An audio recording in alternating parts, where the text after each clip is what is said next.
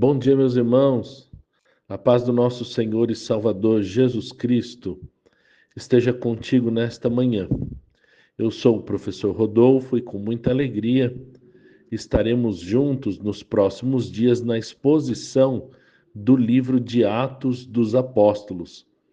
Hoje nós leremos e ouviremos o comentário dos 3 primeiros capítulos. Antes de iniciarmos, eu te convido a orar comigo. Senhor nosso Pai, Tu és o nosso Deus misericordioso e bondoso, porque o Senhor enviou o seu Filho, Jesus Cristo, que sofreu e morreu em nosso lugar, morreu a nossa morte, para poder nos dar vida e vida com abundância. Nós te agradecemos, Senhor, pelo sacrifício de Cristo, pelo sangue da cruz, pelo cancelamento dos nossos pecados, pela justificação que há no sangue de Cristo e por todas as bênçãos que o Senhor tem nos dado. Nós te louvamos, ó Deus, pelo Pentecoste, pelo derramamento do teu Espírito Santo, que capacita o crente a testemunhar o nome, a morte, a ressurreição e a volta de Cristo. Tu és sábio, Senhor. É profunda a tua sabedoria, a tua riqueza. Ó profundidade da riqueza, o saber, o conhecimento, o querer, o teu plano, Senhor. Tu és santo, nós te louvamos e te exaltamos. Ajuda-nos na leitura e na exposição da tua palavra. Alcança, Senhor, com o fogo do Pentecoste, ó Pai, os nossos corações, que a chama da tua palavra possa arder em cada um de nós, nos impulsionando a anunciar as tuas maravilhas, Senhor, em nome do Senhor Jesus. O autor do livro de Atos dos Apóstolos é Lucas, o médico amado. Após relatar em seu evangelho a vida, morte e ressurreição de Jesus, em Atos ele registra as obras do Cristo ressurreto, que subiu aos céus e foi glorificado, e agora opera pelo Espírito Santo através de sua igreja. O livro de Atos mostra a rápida propagação do Evangelho e, por consequência, do cristianismo, de Jerusalém para a Judéia, Samaria, Roma, até os confins da terra. A data da escrita deve ter sido provavelmente entre 60 e 62 depois de Cristo. O propósito do livro é registrar a história da igreja primitiva do tempo dos apóstolos e mostrar que a mensagem do evangelho está alicerçada em fatos históricos e que essa mensagem é universal, aplicando-se a todas as nações da terra para todos os tipos de pessoas. O livro de Atos concorda com os evangelhos quando mostra a porta do evangelho e da fé aberta aos judeus, como a ênfase do evangelho de Marcos. Mostra também a fé sendo anunciada aos romanos, o propósito do evangelho de Marcos, ao escrever seu evangelho, e aos gentios, que é a ênfase do evangelho de Lucas. Os evangelhos apresentam a obra do Cristo humilhado e morto. Atos apresenta a obra do Cristo ressurreto e exaltado. Os evangelhos mostram como Cristo se humilhou, assumindo a forma de servo em um corpo humano. Atos apresenta o Espírito Santo, tomando para si um corpo humano, a Igreja de Cristo Jesus. O livro de Atos também é conexão, a continuação dos evangelhos e é a base para as epístolas. Capítulo 1. Lucas começa o livro de Atos se dirigindo a Teófilo, que provavelmente era uma pessoa com boas condições financeiras, convertido a Cristo, e muitos acreditam que ele patrocinou a pesquisa e os escritos de Lucas, tanto o seu evangelho quanto o presente livro de Atos dos Apóstolos.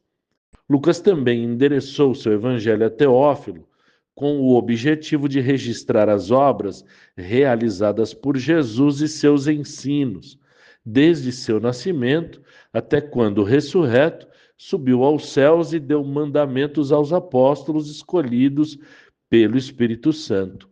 Lucas era médico, um verdadeiro cientista, pesquisador, e relata que as provas da ressurreição de Jesus eram simplesmente infalíveis, incontestáveis, e foi visto pelos apóstolos por 40 dias, falando sobre o reino de Deus.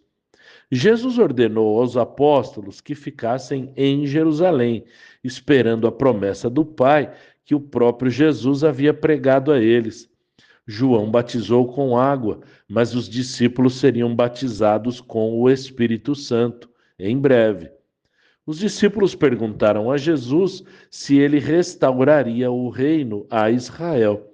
A resposta de Jesus é de que não pertencem aos discípulos saberem sobre os tempos e as estações que o Pai estabeleceu, mas receberiam a virtude do Espírito Santo para testemunharem sobre a pessoa de Cristo, a partir de Jerusalém, Judéia, Samaria, até os confins da terra. E quando dizia isso, foi elevado aos céus e uma nuvem o recebeu e não pôde mais ser visto. 2 anjos em forma de homens, vestidos de branco, informam aos apóstolos que, assim como Jesus subiu ao céu, vai também descer novamente. Eles estavam no Monte das Oliveiras e de lá foram para Jerusalém, no cenáculo onde habitavam os 11 apóstolos. E lá eles perseveraram em orações e súplicas, juntamente com Maria, a mãe de Jesus, e também os seus irmãos. Os discípulos eram cerca de 120. Pedro se levanta dentre eles e começa a dizer que as Escrituras haviam de se cumprir a respeito de Judas, o traidor, que adquiriu um campo com as 30 moedas e lá morreu, chamando-se o lugar Campo de Sangue. Pedro expõe que os salmos previam isso e que outro deveria ocupar o lugar deixado por Judas. Estamos nos versículos 22 e 23, que são de suma importância, pois apresentam os requisitos para que alguém pudesse tomar o lugar junto com os 11 apóstolos. Primeiro, tinha que ter comunhão com os 11 apóstolos e tinha que ter convivido com Jesus e também com eles. Segundo, deveria ter convivido com Jesus e com os discípulos desde o batismo de João até o momento em que Jesus foi recebido no céu. Então, apresentaram José e Matias. Eles oraram pedindo a Deus que mostrasse a sua vontade, sendo Matias escolhido por sorteio e depois confirmado por voto unânime dos 11 discípulos. Capítulo 2. Cumprindo-se o dia de Pentecostes, todos permaneciam em concordância e em união no mesmo lugar, quando de repente veio um som do céu. O som era como o som de vento, veemente e impetuoso. Esse vento, certamente, era o poder de Deus invadindo a casa, pois o verbo usado aqui no discurso de Pedro é o mesmo usado para demonstrar a voz de Deus no Monte da Transfiguração. E também Jesus, ao ressuscitar, entrou na casa onde estavam reunidos os discípulos e soprou sobre eles, ao dizer: recebam o Espírito Santo. O som encheu toda a casa onde estavam reunidos e foram vistas línguas como de fogo. As línguas se comparavam ao fogo. E essas línguas repousaram sobre os discípulos, e todos foram cheios do Espírito Santo. Começaram a falar em novas línguas que antes eram desconhecidas para eles. Precisamos lembrar que os discípulos eram galileus. O povo da Galiléia era conhecido por falar um dialeto inferior ao hebraico falado pelos demais judeus. Mesmo em seu dialeto, eles tinham dificuldade de pronúncia. O milagre das línguas de fogo no Pentecostes tem a finalidade que Jesus explicou no monte em que fez a promessa: sereis minhas testemunhas. O revestimento de poder recebido através do derramar do Espírito Santo tinha o objetivo de capacitar os apóstolos para a pregação do Evangelho. As línguas eram como de fogo, porque daqui para diante, quando os apóstolos e demais cristãos pregarem o Evangelho genuíno do Senhor, as palavras não ficarão no ar ou falarão apenas ao intelecto dos homens, mas a chama ardente da palavra de Deus penetrará os corações dos homens. Em Jerusalém, por ocasião da festa, haviam muitos estrangeiros que foram atraídos pelo som. E vendo os discípulos falarem, ficaram confusos, pois os ouviam falar em sua própria língua. Também se admiraram do fato de galileus estarem falando os seus idiomas. Os estrangeiros que tiveram suas nacionalidades mencionadas por Lucas são partos, medos, elamitas, naturais da Mesopotâmia, Judéia, Capadócia, Ponto, Ásia, Frígia, Panfilha, Egito, Líbia, Cirene, Roma, cretenses e árabes. Todos ouviam os apóstolos exaltando a Deus em seu próprio idioma natal. Aqui há uma ligação direta com o episódio de Babel, onde Deus confunde a língua dos homens por causa da sua soberba e arrogância. Agora Deus deu capacidade, através do seu Santo Espírito, para os apóstolos poderem pregar o Evangelho até os confins da terra, para todas as tribos, povos, línguas e nações. O derramar do Espírito está intimamente ligado com a pregação do Evangelho e a sua propagação. Pedro toma a palavra e se dirige aos homens que estavam perplexos, explicando que aquele evento milagroso era o cumprimento de uma promessa feita por Deus através do profeta Joel. E acontecerá nos últimos dias, diz Deus, que derramarei o meu espírito sobre toda a humanidade. Os filhos e as filhas de vocês profetizarão, os seus jovens terão visões e os seus velhos sonharão. Até sobre os meus servos e as minhas servas derramarei o meu espírito naqueles dias e profetizarão. A promessa dizia respeito a eles e diz respeito a nós nos dias de hoje e todos quantos o Senhor chamar. Todos recebem de Deus o poder do seu Espírito Santo para testemunhar a respeito da pessoa bendita de Jesus e seu Evangelho. Também fica claro aqui que o período conhecido na Bíblia como os últimos dias foram inaugurados no dia de Pentecostes. E nossa salvação está muito mais próxima agora do que quando aceitamos a fé. Voltando ao texto, Pedro continua citando Joel até o versículo 21. E acontecerá que todo aquele que invocar o nome do Senhor será salvo. Pedro agora vai fazer uma conexão entre a promessa de Joel e a pessoa de Jesus. Pedro denomina Jesus de Nazaré, varão aprovado por Deus diante dos judeus que o estavam ouvindo, aprovado com sinais e milagres. Esse Jesus, conforme o plano determinado de Deus e sua presciência, vocês prenderam, crucificaram e mataram pelas mãos de homens maus, porém Deus o ressuscitou, livrando-o da morte, porque não era possível a morte retê-lo. E citando alguns versículos do Salmo 16, Pedro afirma que Davi morreu, foi sepultado e sua sepultura ainda permanecia até aqueles dias, mas sabendo que um dos seus descendentes se assentaria no seu trono, previu ou profetizou a respeito da ressurreição de Cristo. Pedro novamente afirma: Deus ressuscitou esse Jesus, e disto, os cerca de 120 discípulos que lá estavam eram testemunhas. Jesus foi exaltado pela destra de Deus e subiu aos céus, recebeu a promessa do Pai e derramou o poder que todos estavam vendo. Pedro segue falando e cita o Salmo 110. Disse o Senhor ao meu Senhor: sente-se à minha direita.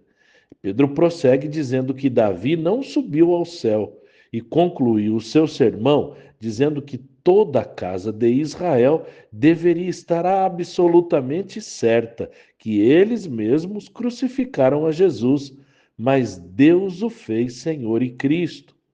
Agora vemos na prática o poder do fogo de Deus na língua de Pedro, ao pronunciar um resumo do Evangelho.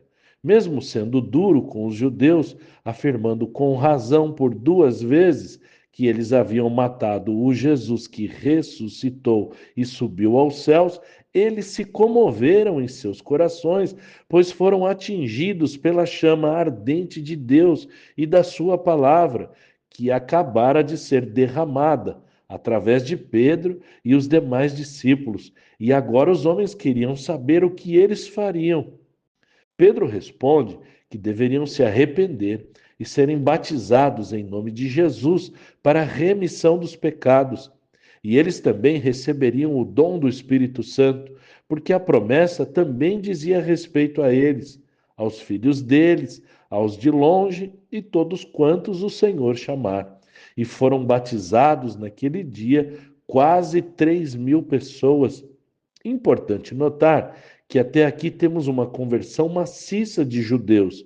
Embora de muitas nacionalidades diferentes, todos professavam o judaísmo como a sua fé, se ajuntando com quase 120 discípulos e com os quase 120 discípulos. E como resultado, eles perseveraram na doutrina dos apóstolos, a saber, o Evangelho, a nova aliança no sangue bendito de Cristo Jesus, o nosso Senhor. Esses novos convertidos tinham tudo em comum, temiam a Deus, muitos sinais eram feitos por meio dos apóstolos, eles dividiam tudo o que tinham, ninguém tinha necessidade alguma, oravam e comiam juntos, com muita alegria nos corações, louvando a Deus e contando com a simpatia do povo, e Deus ia acrescentando dia a dia os que iam sendo salvos. Capítulo 3. Pedro e João estavam indo orar no templo e estava sendo levado para lá um homem coxo para pedir esmola e pediu a eles. Pedro e João trocam olhares com o coxo que esperava receber algo. Pedro disse não ter ouro nem prata, mas tinha o poder de Deus para compartilhar com ele. E ordenando que ele andasse em nome de Jesus, tomou-o pela mão direita, o levantou, e os seus pés e tornozelos se firmaram. O coxo pulou e ficou de pé, entrando no templo, pulando e louvando a Deus.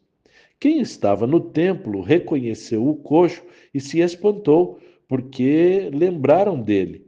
Ele ficou junto de Pedro e João, e o povo correu atrás até eles, no pórtico de Salomão. Pedro dirige-se ao povo dizendo que eles não deveriam se admirar ou pensar que eles mesmos tinham algum tipo de poder. Pedro prossegue e diz que o Deus dos patriarcas, Abraão, Isaque e Jacó, glorificou a Jesus Cristo e afirma que Jesus foi traído pelo povo judeu e negaram a ele diante de Pilatos, pedindo para soltar um assassino. Pedro prossegue: vocês mataram o autor da vida, a quem Deus ressuscitou dentre os mortos, e afirma novamente que os discípulos e apóstolos eram testemunhas dessa ressurreição.